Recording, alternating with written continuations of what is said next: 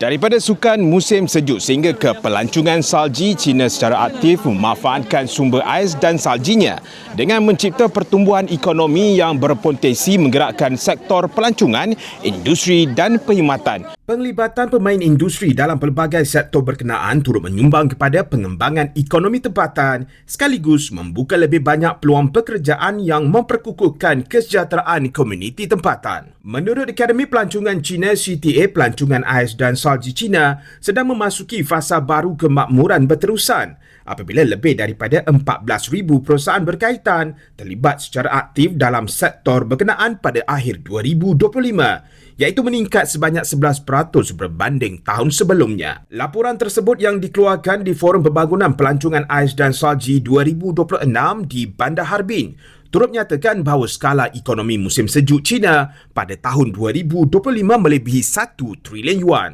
Perkembangan positif itu turut dipacu lonjakan produk pelancongan inovatif termasuk ukiran ais, fotografi ais dan salji serta pengalaman perjalanan yang bertema di seluruh China.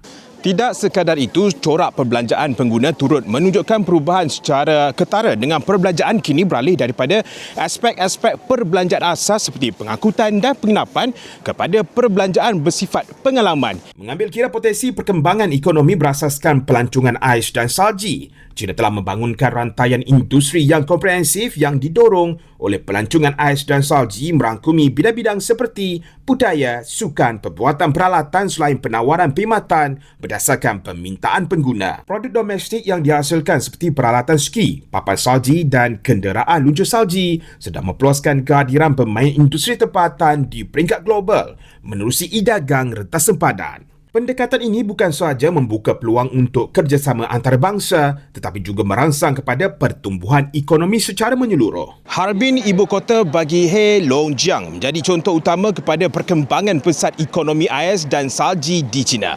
Bandar yang terletak di bahagian utara China itu bukan sahaja terkenal dengan festival salji dan ais yang cukup mempesonakan, malah turut menjadi destinasi pilihan para pelancong termasuk dari Malaysia, terutamanya apabila musim sejuk tiba. Keindahan lanskap yang dilitupi salji ditambah dengan pelbagai aktiviti menarik seperti meluncur salji, ukiran ais yang luar biasa serta pengalaman budaya unik menjadikan Harbin sebagai salah satu tarikan pelancongan terkemuka di dunia. Faktor tersebut juga memberi impak yang memberangsangkan terhadap kehadiran pelancong di provinsi yang terletak di bahagian utara China itu bagi musim sejuk 2024-2025 dengan menyaksikan 135 juta kunjungan ke Heilongjiang dan menjana pendapatan pelancongan sebanyak 211.7 bilion yuan. Menyedari potensi industri ini, China melaksanakan pelbagai inisiatif untuk memperluaskan lagi pasaran pelancongan ais dan salji termasuk meningkatkan fasiliti dan promosi bagi menarik lebih ramai pelancong khususnya dari luar negara.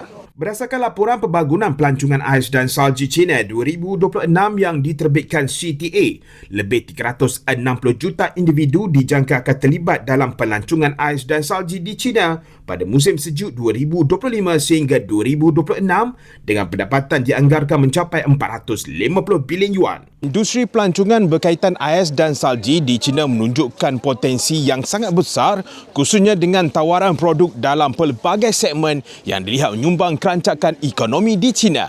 Perkembangan positif ini juga menunjukkan bahawa China akan terus berkembang sebagai destinasi utama pelancongan ais dan salji yang menyediakan pelbagai tarikan yang pasti akan memikat hati pengunjung dari seluruh dunia.